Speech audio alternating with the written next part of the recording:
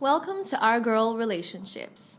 On this channel, we talk about problems people face in their day-to-day lives. Let's start with a video. My mother-in-law only loves you as much as you are of use to her. When I was courting my wife, she disapproved of our marriage because I didn't have my finances together then. My wife said that she would manage and we would get through it together. Both of us worked. I had just started my business and my wife had a 9-to-5. We decided that there would never be perfect conditions for us to get married and we couldn't wait any longer. Though we weren't making a lot of money, we knew that we could make it together.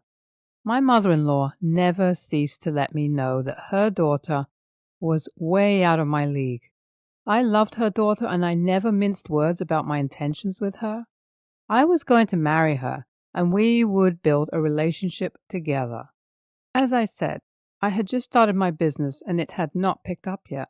My wife was the one that supported me and even nudged me to start.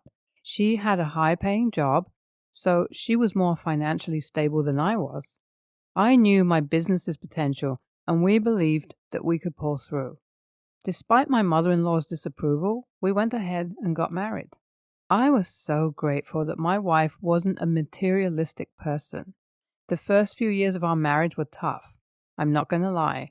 I contributed very little to our income and I was afraid that it would significantly impact our relationship. But it didn't. I love my wife so much, and whenever I think of the sacrifices she made for me and how she supported me even when it wasn't comfortable, I'm in awe. We both really wanted kids, but decided that until we got it together, we were not going to bring any kids into the world for the first few years. In our second year of marriage, my business had a big break and we started to do really well and have been scaling ever since. Now my wife doesn't even have to work if she doesn't want to. I had tried to persuade her to stop working, but she wouldn't stop because she said that she would feel miserable not having to work and be productive. Since my finances started booming, my mother-in-law became happier with me and was always happy when we gave her gifts. She would usually mention how my wife was my lucky charm and I needed to be grateful that she let me marry her. So annoying. As far as I know, my mother-in-law and her husband are separated, but I didn't know the details then. I knew that he was not in the picture and no one really talked about it. My mother-in-law got engaged and her wedding was in a few months. She told me to pay for it and that it was the least I could do for her because she let me marry her daughter. Again, with that statement, she was ordering me to spend my money on her. It was my money, and she had no right to. All she could do was ask me politely, and if it was something I could do, I would definitely do it for my wife's sake. I didn't like my mother-in-law, and she didn't like me either. She only liked my money, so why would she think I'd be willing to sponsor her wedding? She was insulting about it, and I thought that she would leave me alone if there was no marriage. One evening, the guys in the family went out. Somehow, my mother-in-law's wedding came up, and my brother-in-law told me about his dad. He left because his mom was horrible to him and cheated on him. That didn't sound right. He said that he just wasn't home anymore. One day, he picked his things and left. He was a teenager, so he understood what was happening, and he blamed his mom for everything. He also said that he was the only one who knew this. His sister was still really young, so she didn't have the details of what had happened. She only knows what her mother told her, which was a lie. My brother-in-law recently contacted his dad, though. He didn't tell anyone else. He wasn't in support of his mom's new marriage. He told his dad, and he was surprised because they never got a divorce. They simply separated and kept it like that. They were not married to each other, but since they were not divorced either, they couldn't marry anyone else. My mother-in-law was still as annoying as ever, so I told her fiancé, and he called off the wedding. Mother-in-law had lied about the real reason that she separated from her husband, and she also omitted the fact that she didn't get a divorce. My wife didn't know this either, but she hates me now for what I did. She said I had no right to interfere in her mother's marriage. I know I should feel remorseful because what I did wasn't pleasant, but I actually don't. My mother-in-law tried to salvage the whole situation, but everything backfired on her. The fact that she had lied about why her husband left and wasn't open about the fact that they were only separated but not divorced. She cheated on her husband several times. Her fiancé was disappointed and couldn't go through with the wedding anymore. My wife, on the other hand, wouldn't speak to me. She packed her things to go to her mom's house, and she took the kids with her. I thought it was one of those times that she would be angry with me, but we would make it up in no time. To my surprise, this was not what was happening. She refused to speak to me, and all my attempts at making things right with her failed. Her mom, who never liked me, is not making things easier either. Well, I don't blame her, because I did destroy her chances of getting married to her fiancé. My brother-in-law didn't care that I destroyed his mother's plans to get married. He didn't think that she should in the first place, but he thought I should have told him what I would do with the information. I'm worried that I may have jeopardized my own marriage trying to destroy my mother-in-law's as a form of revenge. It's not like I didn't have the money. I could have sponsored the wedding, but I didn't want to. Then again, looking at it from the flip side, my mother-in-law was going to deceive an unsuspecting man into marrying her, even though she knew that she wasn't divorced and wasn't supposed to get married. The relationship with my mother-in-law is worse. She banned me from being anywhere near her. The good news is that my wife came back home after 2 weeks. My brother-in-law had spoken to her on my behalf since she wasn't responding to me. He reminded her that she loved me and we had built a lovely family together.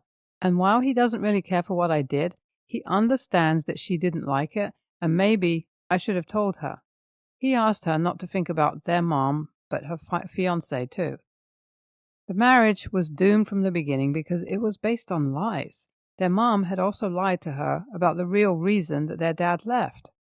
And he didn't say anything to her at the time because he thought it would help her cope if she thought it was their dad's fault, when in reality, their mom was the problem.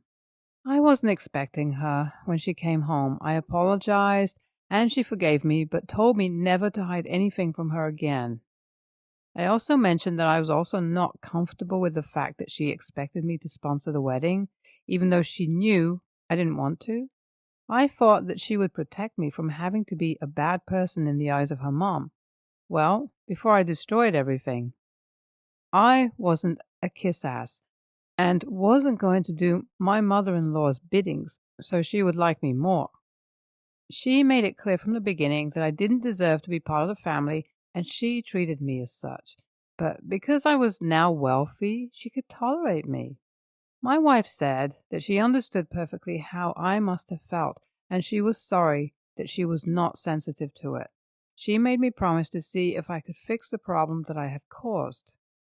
It was challenging to get hold of my mother-in-law's fiancé, since he deliberately avoided everyone related to my mother-in-law. But I promised my wife, so I had to keep trying. When I finally did, I told him that I was sorry for springing up the news on him like that, and that maybe it wasn't my place to tell him. He wasn't annoyed at me, but grateful that I had told him the truth. I let him know that my mother-in-law loved him from my observation, and maybe she didn't know how to handle the whole situation, so she kept putting it off until it was too late. I asked him if he could give her another chance, and this time it would be right because I believed that she would be divorced by then, and they could really get married. Sadly, he refused. He was someone who had been betrayed a lot, so he couldn't move on from this. My mother-in-law got a divorce from her husband, but I don't think she'll be getting back with her fiancé. After many months, I was allowed around her because my wife spoke to her about the fact that she was also wrong. I wouldn't have had anything against her if she didn't have something to hide. She also expressed her disappointment that she lied to her about the real reason that she and her dad separated. It made her dislike her dad and not give him opportunities to be in her life when he wasn't actually the enemy. She let her know that we had all made mistakes, and she wouldn't let her isolate me for my mistakes, and if she disagreed, we wouldn't be coming around anymore. My mother-in-law accepted and that's how I got the chance to apologize to her. It was awkward. We don't have the best relationship, but at least we're not fighting each other, and I can live with that because I still think she is annoying. YTA, like your wife said, you had no right to destroy what could have been a good marriage. You only did it out of spite, not because you really cared about the truth coming out. Next story. Some background. My parents divorced when I was 10 because Dad quit his job and refused to work so he could gamble and drink all day. Our country has crappy laws about child support, so Mom had to support my sister and me on her own. Growing up, I tried reconnecting with my dad, but it felt like all effort to reconcile was far from me. So I eventually gave up and minimized contact. I kept in touch with Dad's side of the family, his siblings and my cousins. I have a good relationship with them. Fast forward to now. My sister and I are living comfortable lives. Our parents remarried. My mom married a nice man and they live overseas. 5 years ago, Dad married a girl who's the same age as my younger sister. She was horrible. Whenever my sister would reach out to our dad, she'd get pissed and accuse my sister of trying to steal him. They have a son, and I've been nice to him. But because our dad's wife continued her rotten streak, my sister and I decided to cut ties with them. Dad's mom died last year. A few months ago, my aunt, Dad's older sister, who is in charge for their parents' assets, called to tell us about our grandmother's will. Our grandmother is also dead, BTW. All our grandparents' assets have been divided among grandkids, and I got my grandparents' house, the house where my father and his family live. Since I live miles away from the said house and have no plans of moving there, my aunt suggested that I sell it and keep the money for myself. My aunt was pretty insistent that I sell the house because she said it's what my grandmother would want. My dad neglected her during the last years of her life and put her in a home. He also apparently sold her burial lot to buy drugs. So I agreed to sell the house since it's my inheritance after all. I haven't sold the house yet, but I called my dad to tell him about it so that they could start looking for a house. I wanted to give him a heads up and told him that they can stay as long as I don't have a buyer yet. My dad was obviously not pleased, but he didn't argue. Meanwhile, his wife got angry and called to scream at me, saying that I was being selfish and I didn't need the house. She let slip that her parents and siblings also lived there, so basically freeloading off of it. She tried to make me feel guilty because now they have to rent. I ignored her. Then she went on harassing me via text and called me names.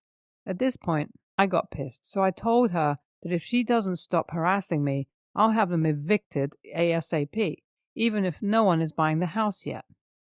My dad found this out, and he told me I was an AH to his wife. His siblings found out, and they had my back. They said that his wife was never nice to them, and apparently she's the one who persuaded my dad to remove my grandmother from her own house and put her in an elderly home so her own family can move in. AITA? NTA. You haven't done anything wrong, and it was nice of you to let your dad know in person. I would agree, evict them immediately, and I would suggest having it professionally repaired and cleaned before selling. I would imagine it might be in a bad state. Next story. I, 37, female, divorced my ex-husband, 38, 9 years ago. We got married when we were both 19 after dating for 3 or so years. We ended up divorcing because in my mid-20s, I started putting on a lot of weight. I was really stressed from work and had poor mental health. I had a bad relationship with food, basically my entire life, and developed terrible BED. When I married my husband, I weighed about 120 pounds, but right before we divorced, I weighed 240.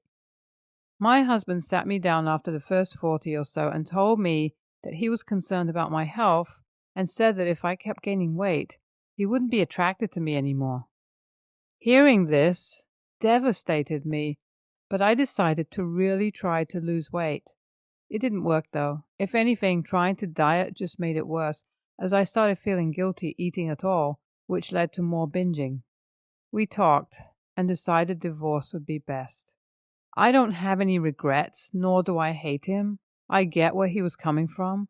We didn't have kids, so the divorce was easy, and I haven't spoken to him in years.